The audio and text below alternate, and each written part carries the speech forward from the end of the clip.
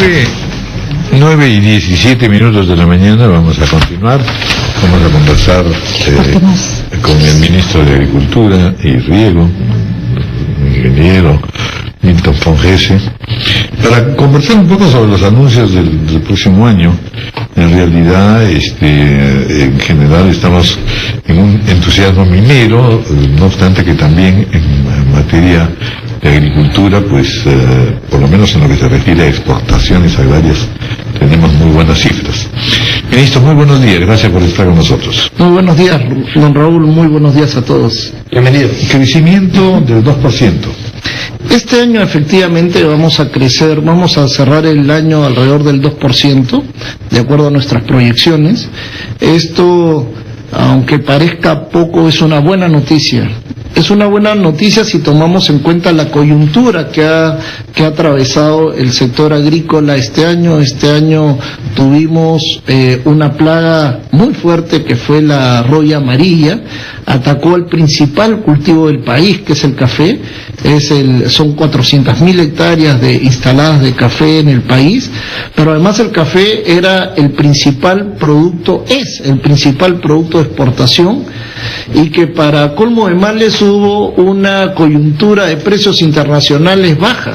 Entonces, teniendo ese impacto negativo de 30% en la producción, más los precios negativos, se hubiera esperado que la agricultura más bien decrezca. Sin embargo, esta agricultura pujante, emprendedora, que está surgiendo y que hoy día es ejemplo en la región latinoamericana, hace que terminemos con un crecimiento de alrededor del 2%. ¿Y eso está contenido ya para el próximo año, el tema de la roya amarilla? Sí. No, esto es para este año. O sea, este año el crecimiento va a ser 2%. Nuestros estimados hacen que pensemos en un crecimiento alrededor del 5% para el próximo año. Esperamos la recuperación. ¿Eso es sus niveles que tenía antes de ser afectado? Antes, en promedio, en los últimos 10 años hemos crecido 4%, que es un monto similar al 6 y poco por ciento que creció en promedio la economía, pero comparado a toda la región latinoamericana, somos el sector agricultura que más creció en América Latina, sí, de acuerdo a cifras de la CEPAL. O sea, comparemos, por ejemplo, cuántas eran las exportaciones agrarias hace 5 años, hace 10 años, ahora mismo. 4.000 millones. Claro, hace 10 años eran 600 millones de dólares, ahora superamos con toda la crisis del café, superamos los 4.000 millones de dólares por año. Nosotros casi, cuando tuvimos el año de buenos precios y de producción cafetalera normal, casi llegamos a los 5.000 millones de dólares. Yo creo que en un par de años debemos superar los 5.000 millones de dólares. Uh-huh. Y una de las características de la agricultura es que puede generar toda una industria de valor agregado, más allá de simplemente el cultivo y cosecha de determinados productos. Y ahí tenemos una oportunidad de un país que necesita generar más mano de obra. ¿Se está ampliando eso? ¿Cuáles son los rubros donde podemos crecer todavía más?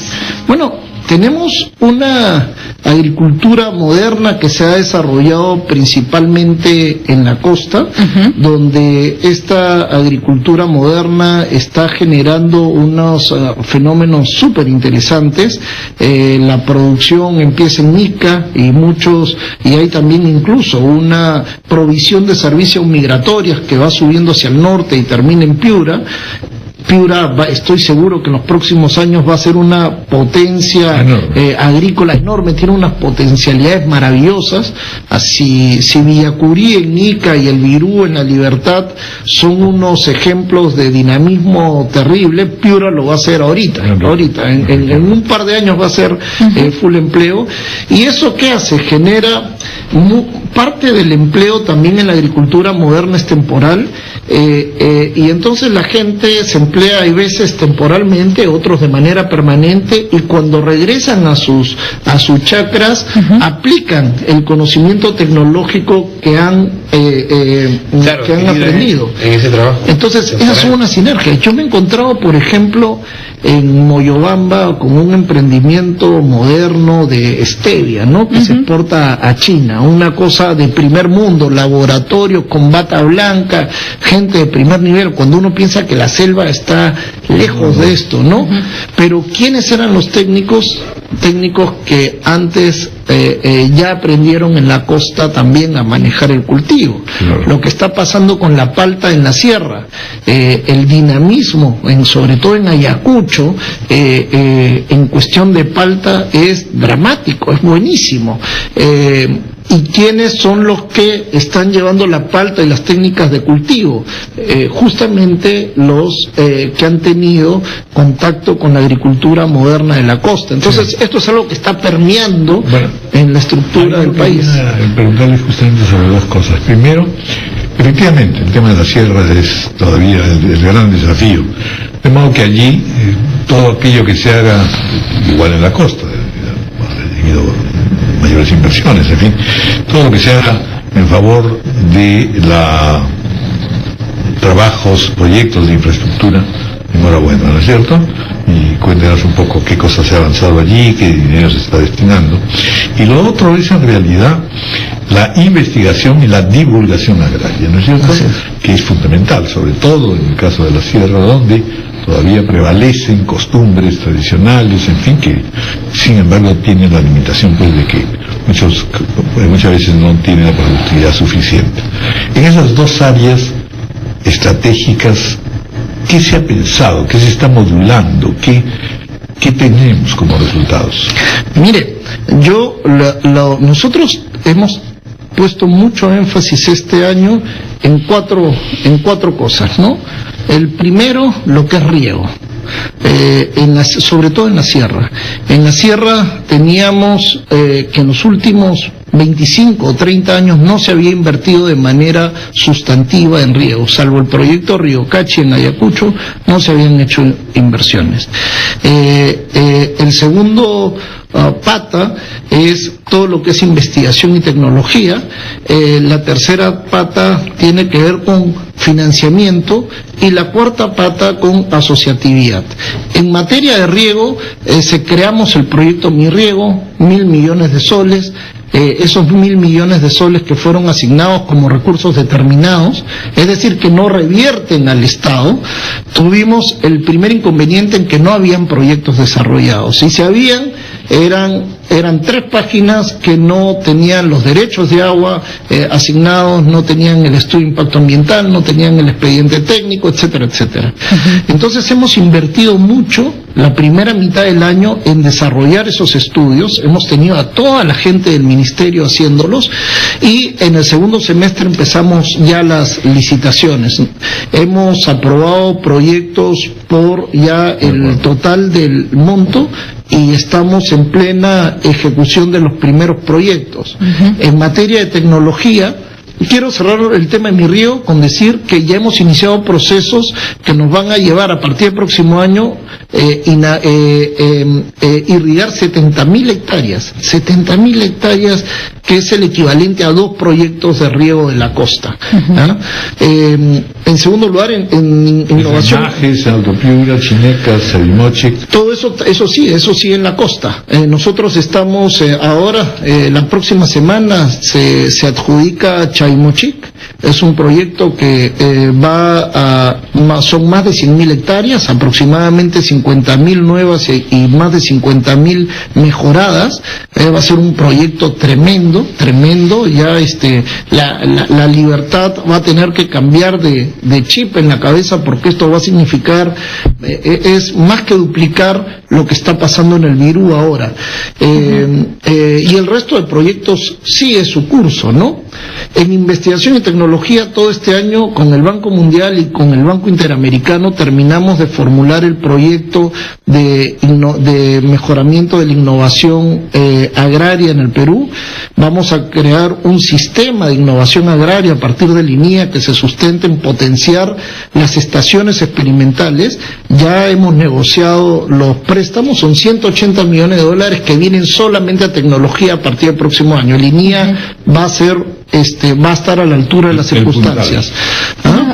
Sí. Tengo algunas dudas interesantes de las personas que nos escriben vía el Twitter. Una de ellas, y lo digo para que usted aclare si la cifra no es correcta, uno de nuestros oyentes nos dice que ¿por qué está en ejecución solo 2.4 del programa Mi Riego?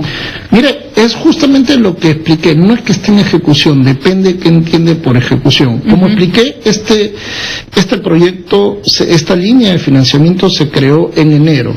Para ejecutarla y gastarla, uno tiene que tener proyectos. Si no hay proyectos, uno tiene que hacer los proyectos.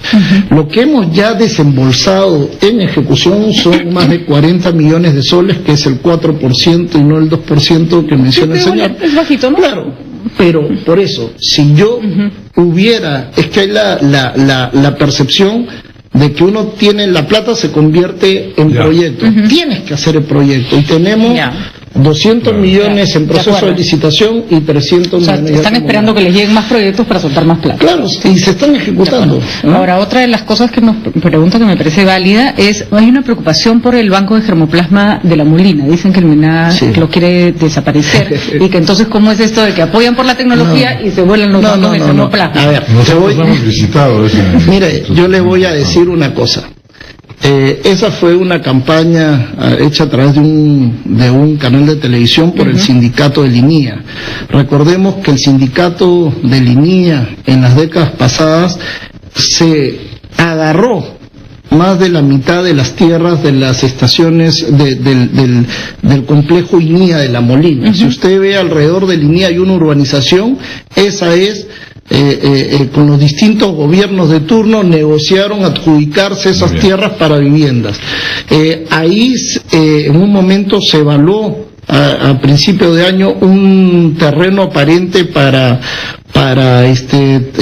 construir el local institucional de Linía y en un momento se evaluó una opción que no es un banco de germoplasma, ojo, era un sitio sí donde hay frutales, pero no es un banco de germoplasma, no era un banco genético, ¿no? Está en peligro. Pero no, se descartó hace 4 meses. Bueno, entonces le decimos a nuestro oyente que no se preocupe. Así es. Señor ministro Milton Fongese, gracias.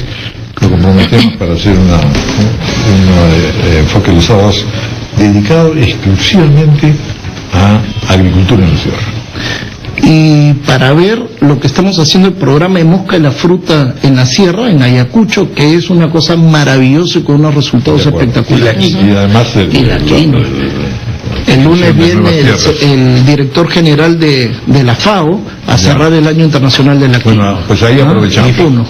Ahí aprovechamos. Muchas gracias. Muchas gracias. 9:30 de la mañana, vamos a hacer una pausa. Despedimos al ministro de Agricultura, Milton Fongese, y entramos a otro terreno, es el debate, los dos candidatos al Colegio de Abogados, que entran a la segunda vuelta este sábado, y que, por supuesto, cada uno está moviendo apelando a todos sus recursos escenográficos y gráficos.